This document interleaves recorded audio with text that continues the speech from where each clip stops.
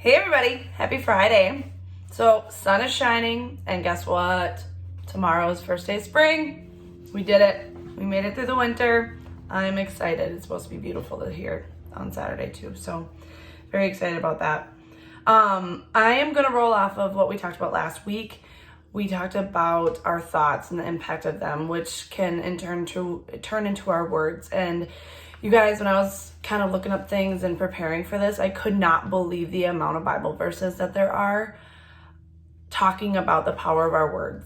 It's pretty surprising, and you don't even realize it, but how important our words are and how much life is in them. So I'm going to start off with this Bible verse from Ephesians. I love this book of the Bible. I don't know if I've told you that, guys, but let no corrupting talk come out of your mouths, but only such is good for building up, as fits the occasion, that it may give grace to those who hear. But only such as good is building up, as fits the occasion, that it may give grace to those who hear. So I want to focus on that first part of that verse. Let no corrupting talk come out of our mouths. So there are so many different kinds of corrupting talk, right? So we have negative self-talk, criticism, judgment, dishonesty, gossip, anger, so many different things. And honestly, we could do a video or a talk on every single one of them, but I'm going to go over each of them really briefly. So self-talk, that God, we need to look at ourselves as an image of God. He created us as an image of Him, and He knit us together in our mother's womb. He created each and every one of us, and that we need to give ourselves that love. And then this judgment and criticism, that we look at other people as if we are God, but we need to give these other people grace as God gives us grace. He doesn't have to, but He does. So who are we to judge and say and criticize other people for who they are, and things that they do? The things that we do in anger, and also in Ephesians, for anger gives a foothold to the devil. A soft answer turns away wrath, but a harsh word stirs up anger.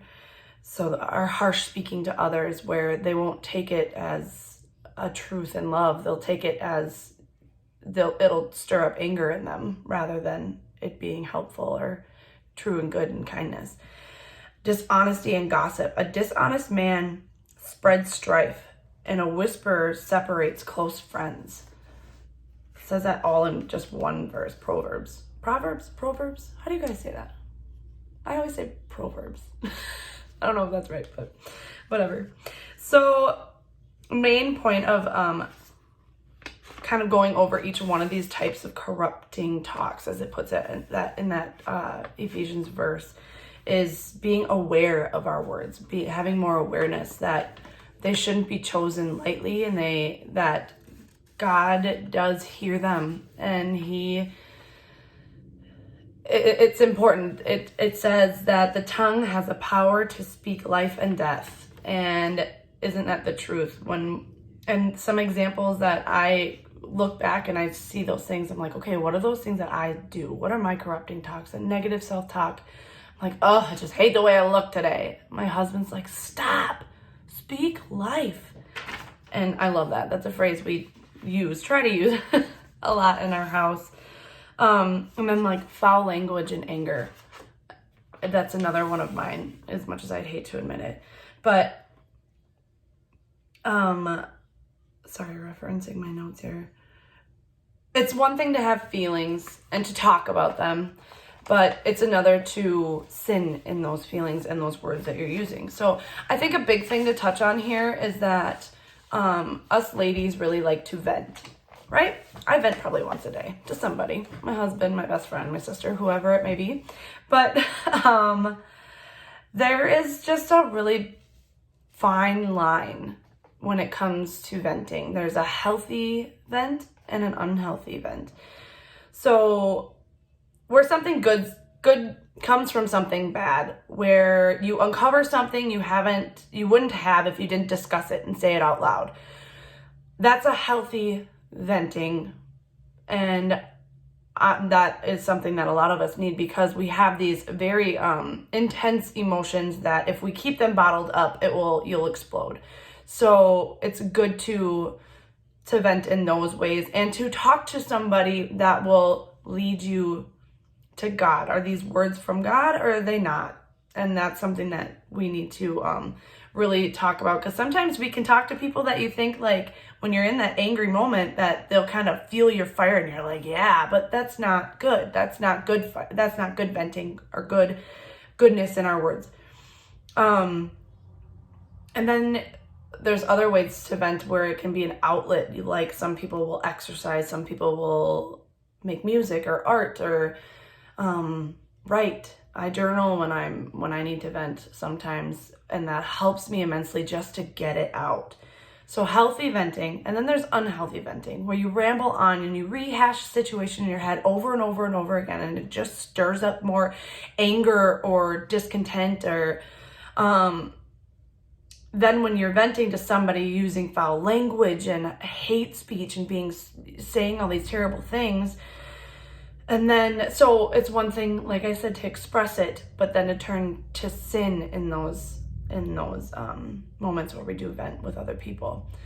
And I think that a lot of us take our words, like, I can say whatever I want, it's no big deal. But like we said, words can speak life or death, and it's the truth. So next part is I want to talk about the second part of that Ephesians verse. But only such is good for building up, as fits the occasion, that it may give grace to those who hear. I kind of jumble up that one for some reason. The commas are in weird spots. So we want to talk good and we want to build up, because it gives grace to those who hear it, especially depending on that occasion when they need it. So going back to the venting, we need to be the person that people vent to. And in that occasion, we have the opportunity to speak uplifting words of life, and help that person in truth and love is another thing that they say in the Bible that I love. You tell them the truth, but you do it with love. You don't do it out of anger, criticism, wrath, anything like that. So it can make a big difference in an outcome of somebody, or for somebody, and the outcome of their situation, the thing that they're venting about. The tongue is wise and brings healing. The tongue of the wise brings healing. You guys, I'm struggling with these verses today. The tongue of the wise brings healing. And isn't that the truth? Think of somebody that you always talk to that's always just so positive and so uplifting and speaking life and goodness to you. You feel good and you feel full. You feel the Lord. And what do you do at that point? You remember that feeling and you spread it. You do the same for somebody else. So it just goes to show the outcome and the importance of our words and what it can do. And you guys, our children, we need to be examples for them with the way we speak.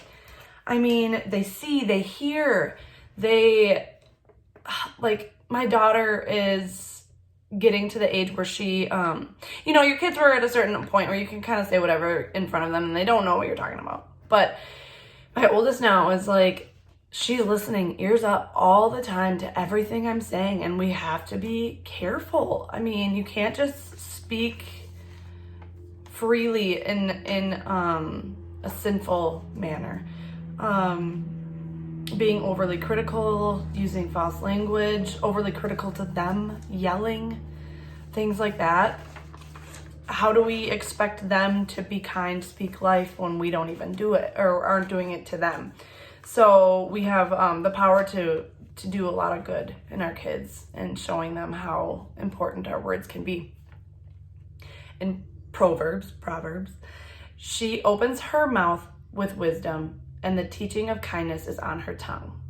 How perfect for moms, right? So I'm going to end on that note.